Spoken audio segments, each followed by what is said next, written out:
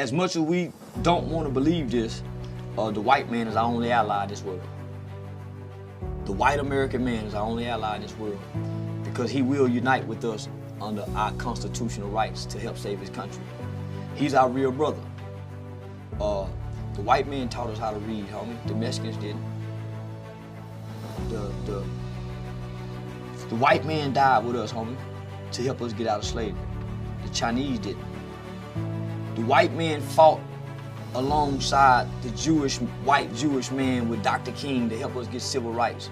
The Mexican didn't, the Latin didn't, the Chinese didn't, the Cuban didn't. So he's really our only friend in the world. Because as much as y'all want to believe if y'all leave this country, nigga, they gonna kick you worse in your ass, you go somewhere else. Go to Africa and watch how them Africans treat y'all. Nigga, go somewhere, man, don't nobody like us but the white boy and his white woman. They our only real friend, my nigga. I swear to God. I swear to God, homie, they our only real friend. That's why, homie, don't nobody else really fuck with us but white people. Everybody else use us for economical benefits.